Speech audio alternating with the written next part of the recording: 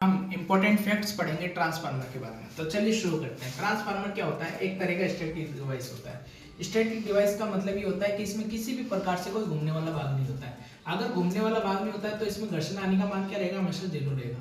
और इसकी एफिशिएंसी जो होती है वो मशीन सब्जेक्ट के अंदर सबसे ज्यादा होती है। कितनी होती है? तो 93 से लेकर 98% होती है। ट्रांसफार्मर की रेटिंग किसमें होती है? केवीए या फिर एमवीए में होती है। ट्रांसफार्मर जो होता है वो केवल एसी सप्लाई पे काम करता है। यदि हमने इसे गलती से डीसी सप्लाई देंगे तो इसकी प्राइमरी वाइंडिंग क्या होगी? जल जाएगी। जिस तरफ अपन सप्लाई देते हैं। ट्रांसफार्मर किस सिद्धांत पे काम करता है? तो Faraday law of electromagnetic induction law पे काम करता है। क्या काम आता है? तो वोल्टेज रेगुलेशन के रूप में अपन इसको उपयोग करते हैं। ठीक है।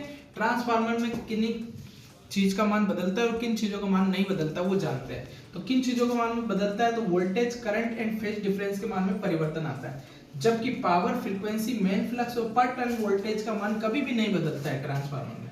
ये एक प्रकार का पैसिव एलिमेंट्स होता है हमारा ट्रांसफार्मर। ट्रांसफार्मर में प्राइमरी वाइंडिंग व सेकेंडरी वाइंडिंग विद्युतीय रूप से तो अलग होती है लेकिन चुंबकीय रूप से एक साथ जुड़ी भी रहती है। ट्रांसफार्मर का जो इंटरनल रेजिस्टेंस का मान होता है वो अनंत होता है, इनफाइनाइट होता है। ट्रांसफार्मर में उत्पन्न ध्वनि हमिंग नॉइज होती है और ये हमिंग नॉइज किसकी वजह से होती है? तो मैग्नेटोस्ट्रिक्शन की वजह से होती है, जिसमें पत्तियों का सिकुड़ना व फैलने की वजह से एक हमिंग नॉइज प्रोड्यूस होती है। ट्रांसफार्मर की जो कोर होती है वो दो चीजों से मिलकर बनती है, सिलिकॉन प्लस स्टील की। ठीक है। तो सिलिकॉन क्यों मिलाते हैं? सिलिकॉन मिलाते हैं अपन 2 से 4% मिलाते हैं। मिलाने का कारण होता है हिस्टैरिसीस लॉसेस को कम करने के लिए।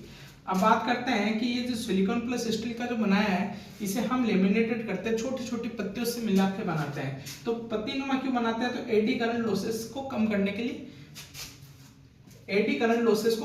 के लिए हम इसे पत्तीनुमा बनाते हैं। इसकी जो मोटाई होती है वो 0.5 mm होती है। अगर हमें हाई फ्रीक्वेंसी कोर बनानी है तो आप फेराइट या फिर एयर कोर काम में लोगे। अगर आपको शॉर्ट्स पसंद आया तो शॉर्ट्स को करना लाइक। मैं इसके नेक्स्ट शॉर्ट्स में मिलता हूँ, तब तक के लिए जय हिंद, जय भारत।